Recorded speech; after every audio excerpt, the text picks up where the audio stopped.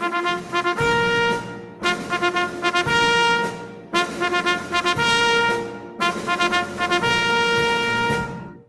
and gentlemen, the President of the United States, Donald J. Trump, accompanied by Jorge Moss, owner of the Inter Miami CF, and Lionel Messi.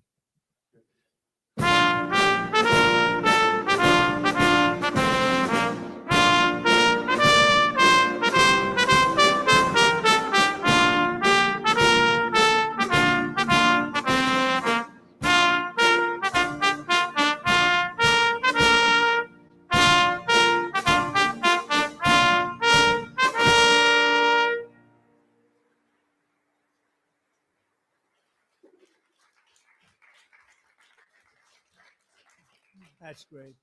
It's great to be here. Champions. We like champions. We like winners. And we got a lot of them here today. Too many to introduce.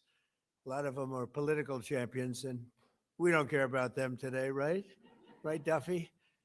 But we have, most importantly, wonderful people that love our country. And before we begin, I think I will say a few words about what's going on with respect to our operation in the country of Iran.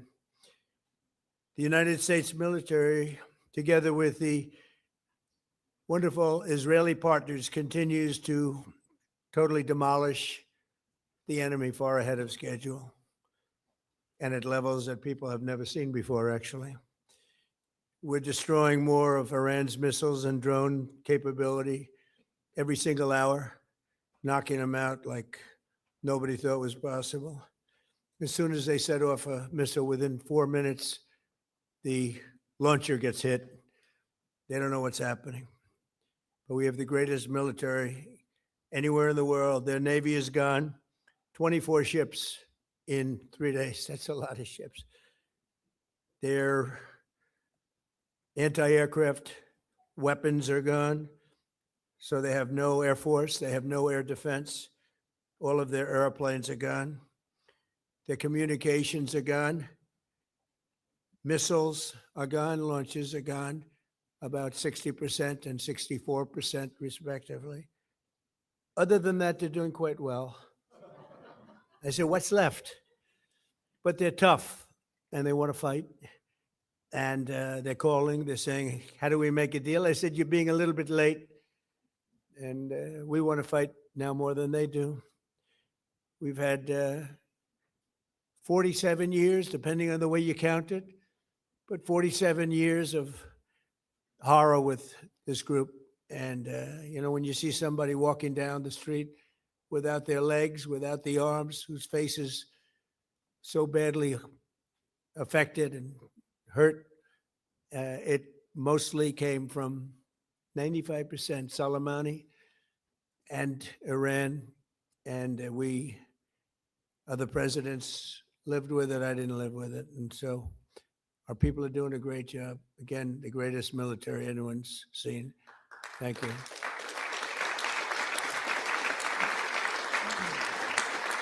Thank you very much. And yesterday, my administration announced decisive action to help keep down the oil prices, including offering political risk insurance for tankers transiting into the Gulf, as you know, pretty dangerous territory. Further action to reduce pressure on oil is imminent, and the oil seems to have pretty much stabilized. We had it very low, but I had to take this little detour if it's okay with everybody. Scott, it's okay with you? Scott's the one who has to put up with it. He said, you have to do this now? I said, I have to do it, Scott, right? But it's been very strong, and everybody, including Scott, everybody feels we had really no choice. They were gonna hit us if we didn't hit them because they're crazy. And in the long term, the actions we're taking will dramatically increase the stability of the region and oil prices and stock markets and everything else. We set the all-time record in history with the Dow going to 50,000. So Dow is at 50,000. It was supposed to be maybe, if we were lucky, within by the end of my presidency in 4 years. And we did it in my first year. We did the S&P 500. We did that in a period of less than a year. And that was even tougher than the Dow, they said, so it wasn't going to happen. But we have a great country. We have a country that's never done this well. We've had tremendous success in so many different ways. I built the military and rebuilt it in my first term, and we're using it more than I'd like to use it, to be honest with you. But when we used it, we found out it certainly did work. When we look at Venezuela, when we look at the first attack, Midnight Hammer in Iran, which really set the stage for what we're doing right now, it's been pretty amazing. And I'm once again calling on all members of the Iranian Revolutionary Guard, the military, and the police to lay down their arms. They're only going to be killed. And now is the time to stand up for the Iranian people and help take back your country. You're going to have a chance after all these years to take back your country. Accept immunity. We'll give you immunity.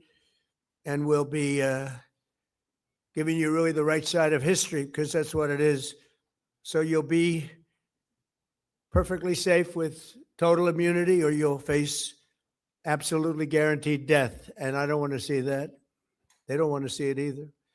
We also urge Iranian diplomats around the world to request asylum and to help us shape a new and better Iran with great potential. It's a country with great potential. There's much better future for Iran. It's now beginning. It's going to be, I think, a great future. And the United States will ensure that whoever leads the country next, Iran will not threaten America or its neighbors, Israel, anybody.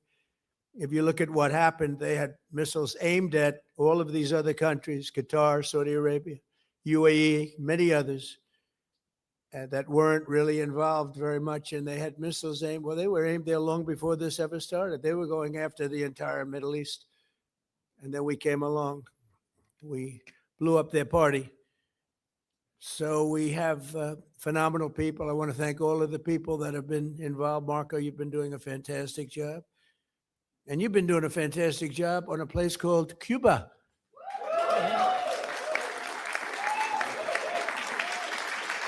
Right? Right. And A-Rod came in before. I said, hey, do you want to come up to a little award? He's gone to plenty of award ceremonies. Thank you, A-Rod. Big fan.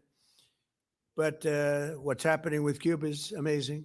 And we think that we want to finish this one first, but that will be just a question of time before you and a lot of unbelievable people are going to be going back to Cuba. Hopefully not to stay. We want you back, and we don't want to lose you. We don't want to make it so nice that they stay. But some people probably do want to stay. They love Cuba so much. I hear it all the time. That was another one that wasn't supposed to happen. Venezuela is going great. It's been stabilized. We have a wonderful person as your president-elect, Delcy Rodriguez, and she and her staff have been doing a fantastic job working with us. We're taking out hundreds of millions of barrels of oil, and it's going to Houston and various other places where it's being refined, and we're sending them back far more money than they've made in many years, and actually very shortly it'll be more money than they've ever made. And Venezuela is working. So we've had a lot of countries in places that truly love, you would say football, I would say soccer, but these are all countries that love football/soccer. And so I think the group likes it. And if you'd like, you could sit. I know I'm a very exciting speaker, but you can sit down if you'd like, okay? I'm looking at everybody standing. I'm saying, let's sit down. Because we're here to honor these great champions, and we want to take our time, right? Let's get to the reason that we're here, and it's a beautiful reason because we're honoring truly talented people. Today, we're thrilled to host the 2025 MLS Cup champions, Inter Miami. Great job.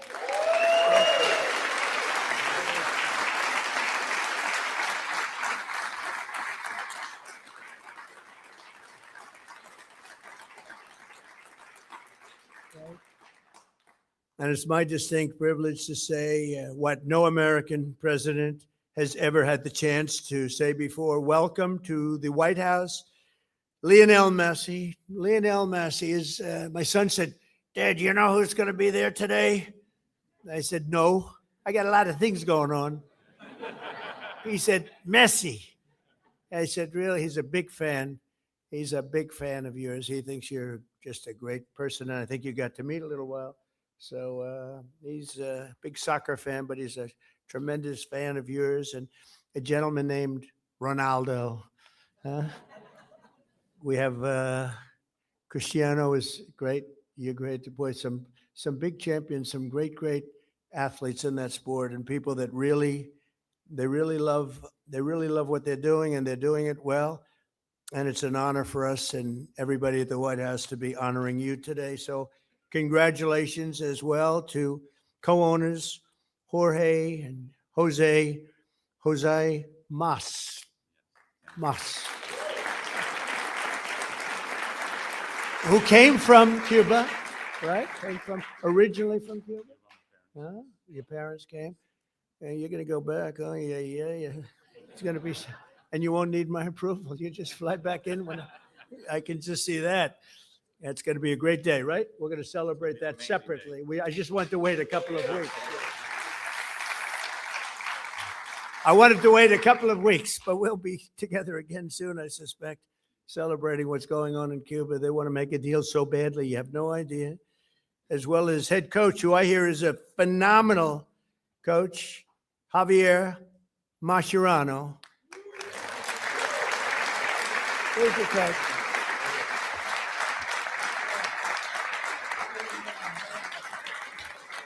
I've heard he's a great coach. Well, anybody who wins is a good coach in my book, but I heard you're a hell of a coach. And all of the tremendous players that are just amazing. We're also grateful to be joined by the MLS Commissioner, Don Garber. Don, wherever you're, Don. Stand up, Don. Good job. Good job. As well as proud Miami sports fan, Secretary of State. I'm telling you, he's going to go down as the best Secretary of State in the country's history, Marco Rubio. I don't want him to get too popular. It's true. I don't want him to get too popular. You know, when they get too popular, all of a sudden you see, where's Marco? He's not around anymore. I don't see him. He's doing some job, and your next one is going to be, we want to do that special Cuba. He's waiting, but he says, let's get this one finished first. We could do them all at the same time, but bad things happen. If you watch countries over the years, you do them all too fast, bad things happen. We're not going to let anything bad happen to this country. Also with us are Attorney General Pam Bondi, who's a terrific person and fan. And she's proving how tough she is, and I think the next 3 years she's going to really prove it, right? Huh? Like these people. Secretary Scott Bessent, Lori Chavez de Rima, and Sean Duffy. Thank you, everybody. What a great team. And U.S. Trade Representative, who's done incredible deals, unbelievable, Jamison Greer. Thank you, Jamison Greer. And our country has never been bigger, better, richer, or stronger. And the deals we're making are unbelievable. And a lot of it's because of the tariffs, and a lot of it's because of everything else. We had a complicating factor with tariffs the other day with the Supreme Court. They did the wrong thing, but it didn't make any difference because we have another way of doing it. They always have to make it the hard way. Do you know about that? You always have to. Is it like that? It's always got to be the difficult way, right? Little bit. Huh? Makes you work harder, right? But we're doing great. Our country is doing incredibly well. It's never done like this. I was with the King of Saudi Arabia. He said, a year and a half ago, we thought your country was dead, would never come back. And now you have the hottest country anywhere in the world, which was sort of cool. I'll relate that story. But many leaders say the same thing. We have the hottest country anywhere in the world. 2025 was the record-shattering season for Inter Miami beginning last summer at the historic FIFA Club World Cup, hosted for the first time right here in the USA. So exciting. I shouldn't say this because you'll say I'm old, but I watched Pele play. He played for the Cosmos. You know that? And Steve Ross was a great friend. I don't know how many people remember Steve. He was a legendary businessman. He really started cable TV. He was way ahead of time and ultimately passed away tragically. but he started the Cosmos team and he wanted to get some good players. So he started with Pele. I don't know. You may be better than Pele. Pele was pretty good. Who's better, him or Pele? Messi. I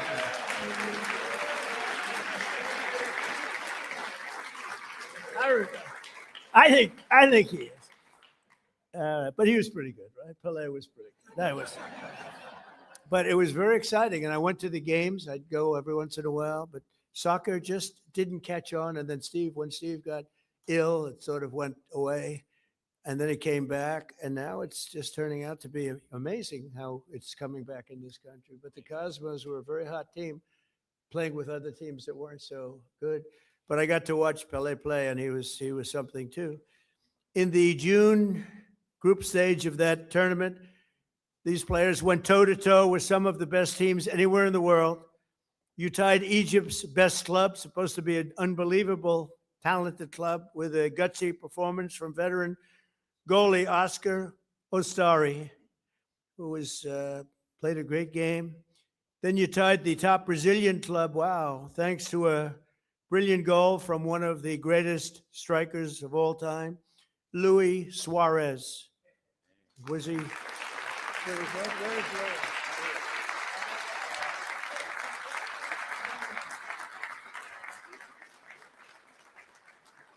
These are good-looking people.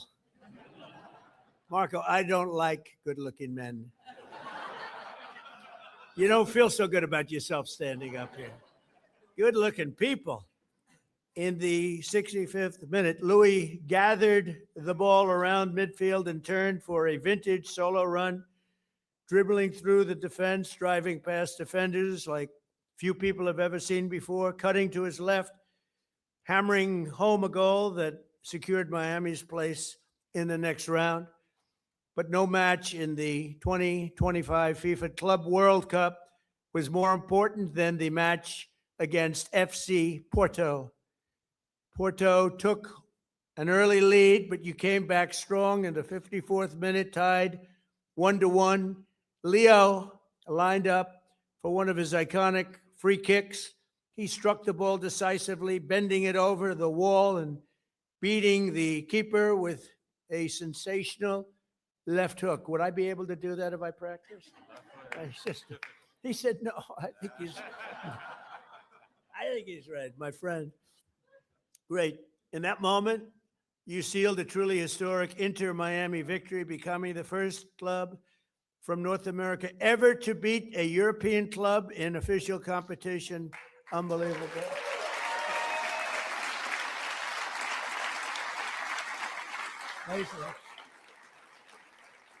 You know, I have to just interject. So, over the years, I love sports, and I've watched my friend A-Rod. With George Steinbrenner. I'd sit in his box, just the two of us. He would never have anybody but me. He liked me, right? He liked me, and he liked you. He liked almost nobody. It would be a World Series when baseball was hot. It's not as hot now, I'll be honest with you. They do things wrong.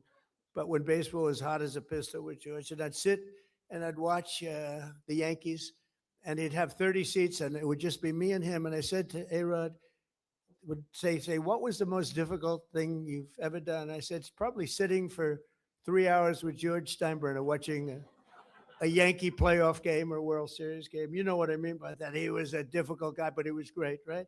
He liked me, I liked him, and we both liked nobody else. And that was a good combination. But I have to say this. So I've seen a lot of great players come into the world of sports, and they came in from all different countries, all different players. They've come, in some cases, just from different states. They come to the Yankees, or they come to the Dodgers, or they come to whatever. But I've seen them come in from other countries, and there's such a clamor. Oh, so great, everything's great, but they don't win. This guy won. He came in, there was tremendous fanfare, and he won. You know, right?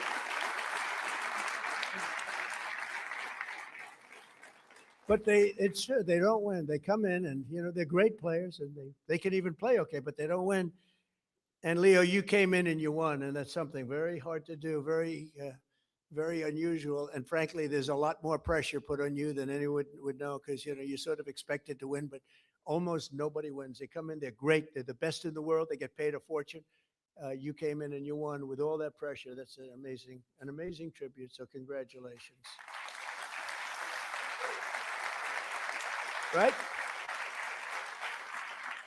But in that moment, you sealed a truly historic Inter Miami victory. And think of that, first club ever, North America, to top the so-called European clubs. Pretty amazing thing to do. Returning to the MLS, Inter Miami built on that incredible momentum, playing a record number of games and scoring a total of 101 goals, the most in MLS history. Is that correct, Mr. Commissioner? Well, that's pretty good. How's Andrew? Is Andrew treating you okay? He's a good golfer, too, actually. People don't know it. He's a very good golfer, right, Andrew? But Trump's a good golfer, too, Andrew. Huh? Thank you.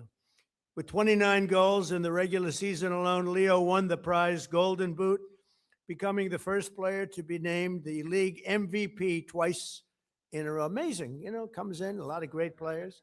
Pretty amazing thing to do. Very hard to do. Exploding into the playoffs, this team racked up a series of statement wins, big wins, that frankly, wins that a lot of people didn't think they could do. You secured a 3-1 must-win victory over Nashville SC. You thrashed FC Cincinnati 4-0 on the road. And then you routed New York City FC 5-1, led by a hat trick from young star Tadeo Allende. Where is Tadeo?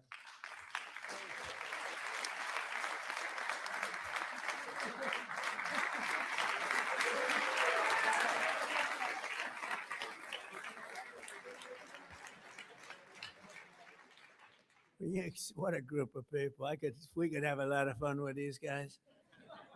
You can imagine when they win how they celebrate. We don't want to talk about it. We don't want to talk about it. In that MLS Cup final against the Vancouver Whitecaps, the entire team played together as one flawless unit, just flawless, they say. After Vancouver tied the game 1-1, Leo picked the pocket of a Whitecap defender and sent a pass to the great Rodrigo De Paul. Where the hell is Rodrigo?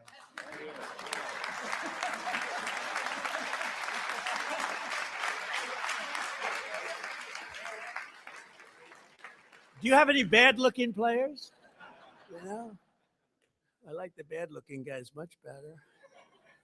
Who stuck a low driving shot into the side net, taking the lead. And then in the 6th extra minute of stoppage time, Tadeo drove home your third and final goal, making the score 3-1 and securing your status as the first champions in club history. What an amazing accomplishment. Coach Mascherano became one of the few head coaches to win the MLS Cup finals in his very first year. And Leo claimed the 47th trophy of his storied career. 47th, can you imagine that? The most of all time. That's the most of all time. So Leo is the reigning FIFA World Cup MVP. You could have gone anywhere in the world. You could have chosen any team in the world, and you chose to go to Miami. I don't blame you. The weather's extremely good. Do you go to Doral? You go to Doral and play golf? And I just want to thank you for bringing us all in this ride, because you are hot and talented and a great person.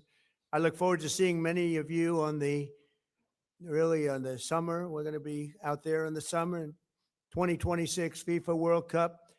And we have a lot of interesting things, because we have the World Cup and we have the Olympics. So we have the 250.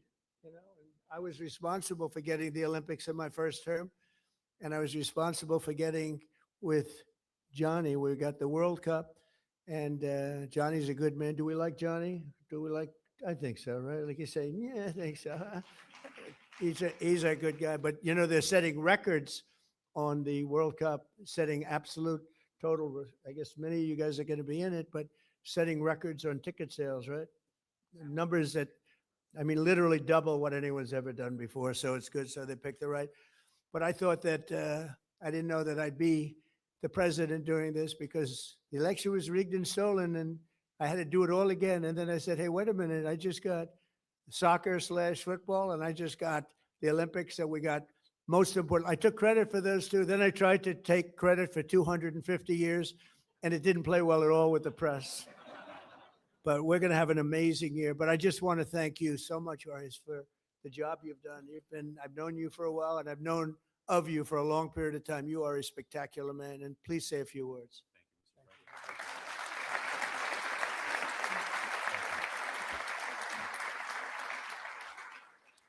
Thank you very much, Mr. President. Um, to all these distinguished guests, secretaries, so many friends and supporters. On behalf of myself, my wife Aleida, my brother Jose, and his wife Patty, and my whole family who is here today, with David Beckham, I want to express to you what an extreme honor and privilege it is to be in the People's House, led by you, celebrating in the presence of champions, winners all, because this championship was very, very well deserved, greatly played, and you're looking at one of the best teams on the face of the earth standing behind us. And this all became possible because we dared to dream. 7 years ago, Inter Miami was nothing but an idea and a dream. I remember after talking to Commissioner Garber and being awarded a team, we sat in the conference room of our family business in Miami and said to each other, what do we do now? And as the son of a man and woman who left Cuba just seeking freedom in this great country, it has driven us to excellence. And we thought, what can we do to make a difference? What can we do that's special? And at that time, I told myself what many people thought impossible. I said, we are going to bring the world's greatest player to play at Inter Miami. And that was in 2019. And today, standing before you, you have the world's greatest player here to my right.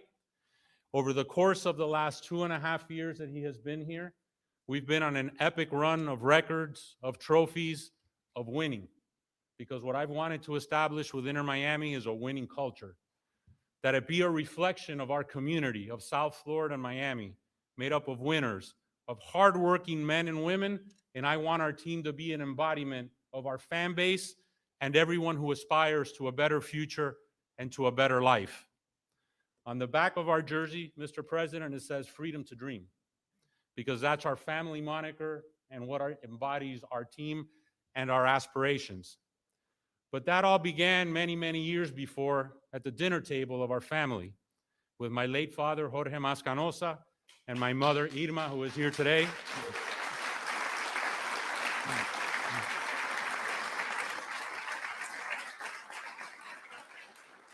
And I speak now in tribute to our parents' generation. And I share that with Secretary Marco Rubio, of men and women who fled communism, who fled tyranny, who wanted a better life for their boys and their daughters and their sons in the future. And at that table was instilled in us that if you work hard and you sacrifice and you dream, it can be possible. And today, standing before you, Inter Miami is one of the world's biggest clubs, most based on history, but our history has been short. But having a winning culture, having the best-selling jersey on the face of the earth, making a global difference, and not only because of Lionel Messi, but these men standing behind you have changed the culture of football in the United States of America forever. We can play with the big boys. We can be heavyweights. Our league can be one of the top leagues in the world. And it is this ability to dream, to persevere, to have no obstacles ahead of us that we will continue to be successful. And hopefully, Mr. President, this is not our only visit here celebrating an MLS Cup championship. But this team is an embodiment of that. And I want to thank you to be able to express this to you, to so many dear friends, loved ones, and global fans all over the world. We fill stadiums everywhere. We're playing this weekend against DC United at the Raven Stadium in Baltimore, because we'll have a sellout there. We sell out everywhere we go. We open the season in the LA Coliseum with a record crowd. But it is our aspiration to continue breaking barriers, to putting no limits, to making sure that Major League Soccer and Inter Miami over the course of the next few years is considered with the elite of global football. So with that said, Mr. President, thank you. Thanking you for sharing this championship with us, that we can share it with our families in the people's house, and we can share it with the world. Thank you.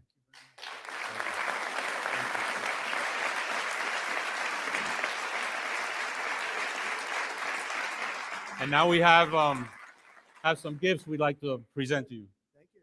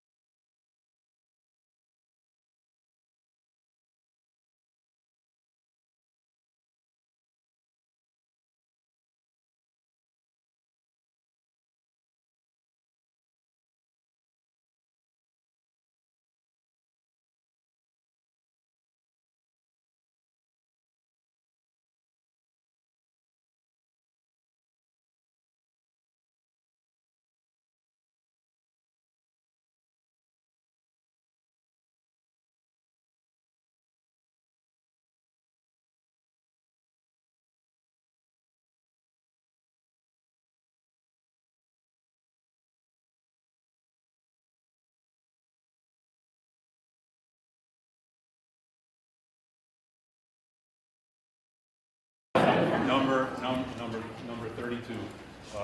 But thank you, Mr. President. Thank you very much. And I want to just invite the team to the Oval Office, very, very special place.